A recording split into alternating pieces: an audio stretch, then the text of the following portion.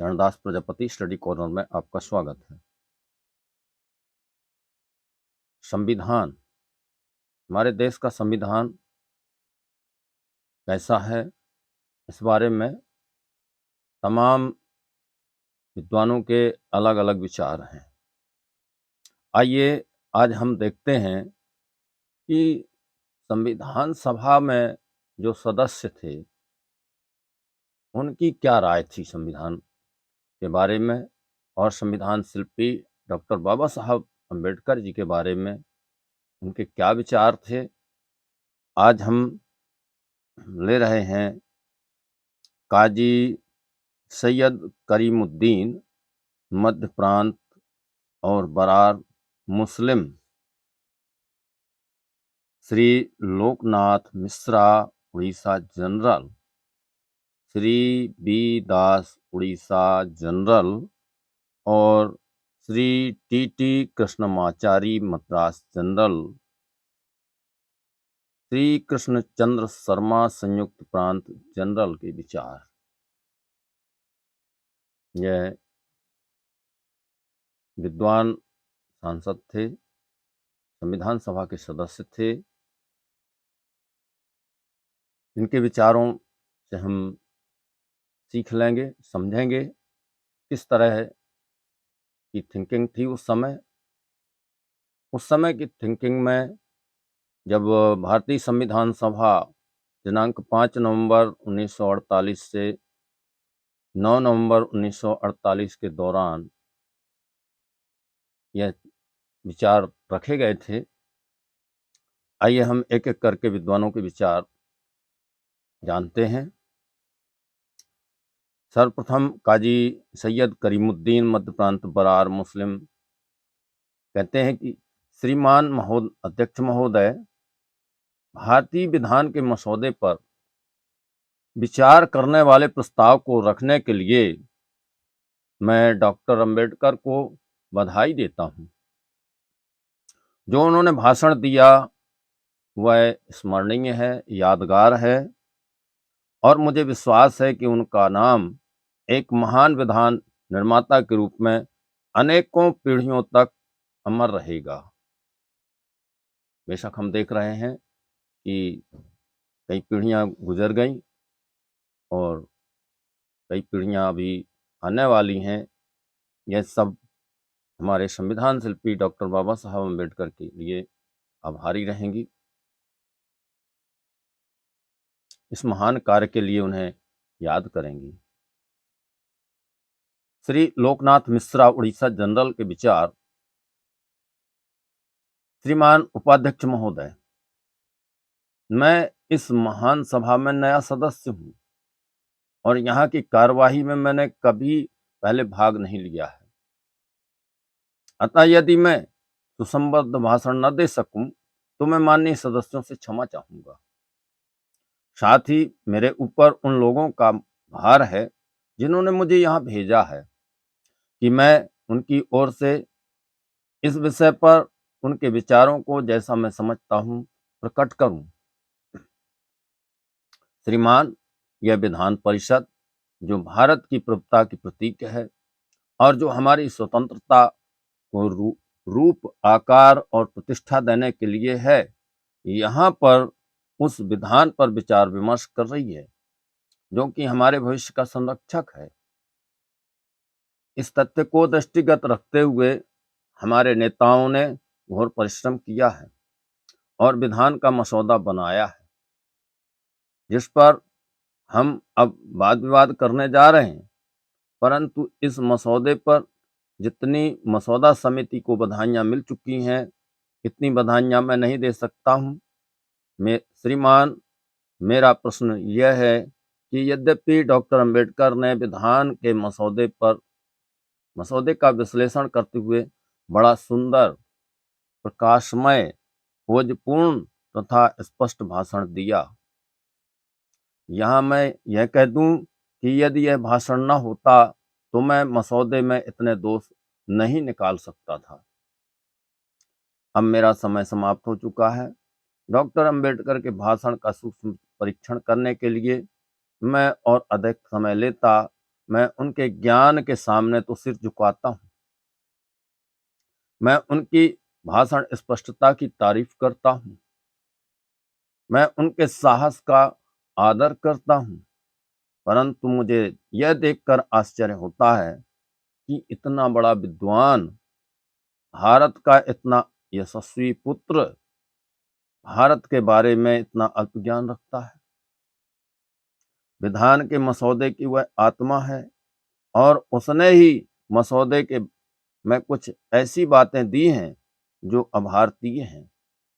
अभारतीय से मेरा आशय यह है कि चाहे वे इस बात का कितना ही खंडन करें, पर है यह वास्तव में पश्चिम का दासत्वपूर्ण अनुकरण। नहीं, इतना ही नहीं, वरन इससे भी अधिक पश्चिम के समक्ष दासवत अर्पण। यह विचार श्री लोकनाथ मिश्रा जी का उड़ीसा जनरल का है। आप यदि चैनल में नए हैं तो चैनल को सब्सक्राइब अवश्य करें और अपने विचार कमेंट बॉक्स में अवश्य दें। आप इन विचारों से कितने सहमत हैं और कितने असहमत हैं। आइए अब हम श्री बी दास उड़ीसा जनरल के विचार जानते हैं। आप कहते हैं, श्रीमान उपाध्यक्ष महोदय, माननीय डॉक्टर अंबेडकर को विधान की सुंदर व्याख्या के लिए जो उन्होंने विधान परिषद के सम्मुख उपस्थित की है, मैं धन्यवाद देता हूं। श्रीमान, मैं उनके साथियों को भी धन्यवाद देता हूं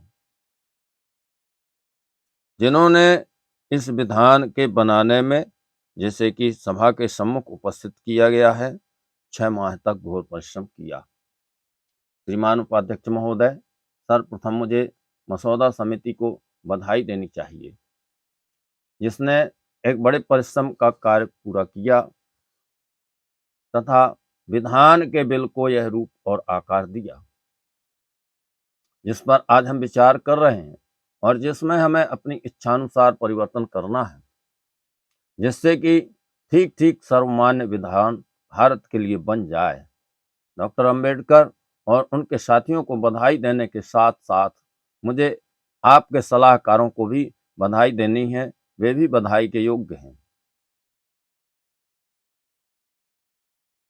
श्री बी दास के विचार श्री लोकनाथ मिश्रा जी से कुछ हटकर लग रहे हैं। आइए हम जानते हैं श्री टी कृष्णमाचारी मद्रास जनरल से उनके क्या विचार हैं, उनकी राय में क्या है।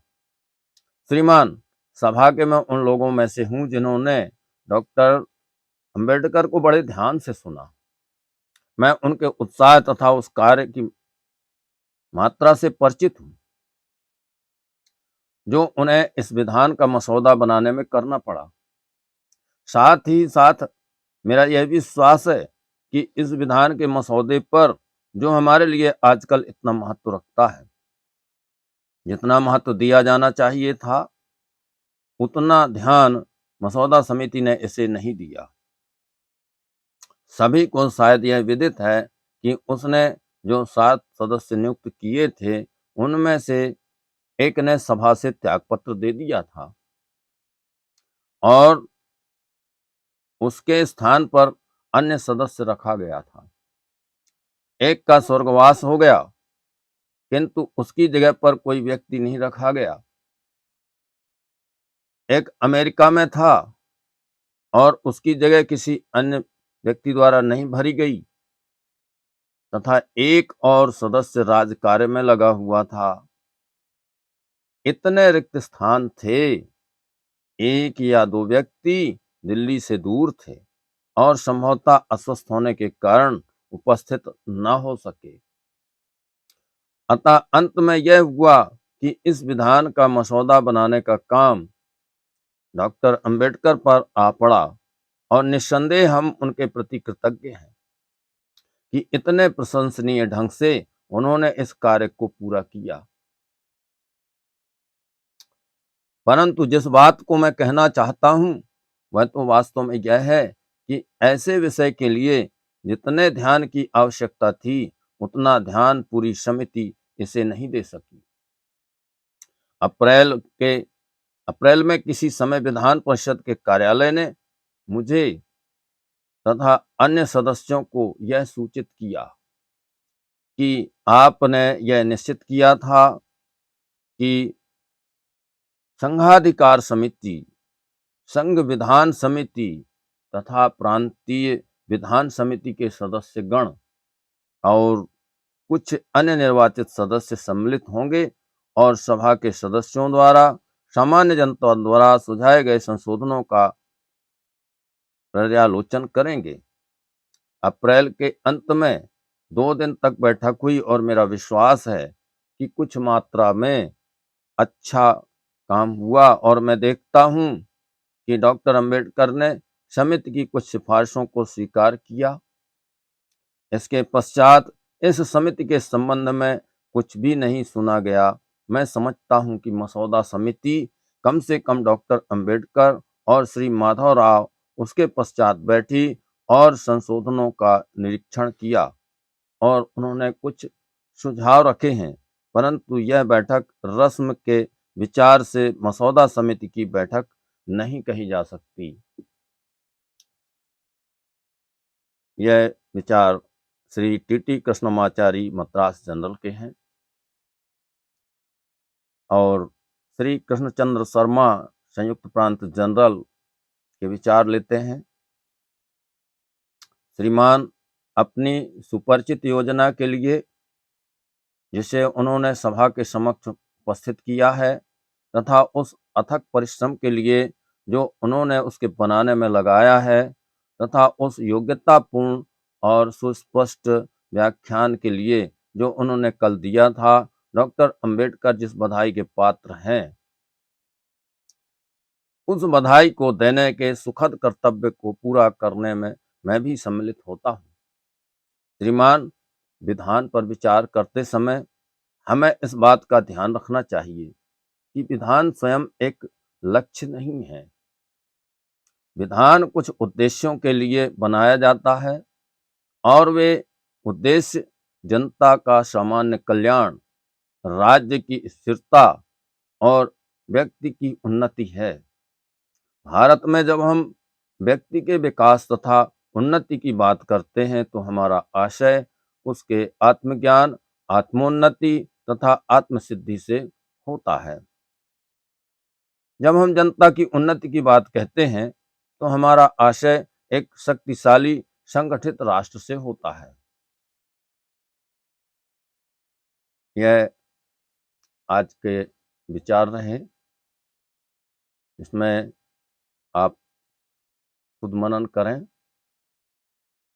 संविधान सभा के सदस्यों के द्वारा ये ड्राफ्टिंग कमेटी के बारे में जानकारी उपलब्ध कराई है। आशा है इससे सबका ज्ञानवर्धन होगा और कमेंट बॉक्स में अपने कमेंट अवश्य करें। इससे हमें भी जानकारी होगी कि आपकी रुचि किधर है।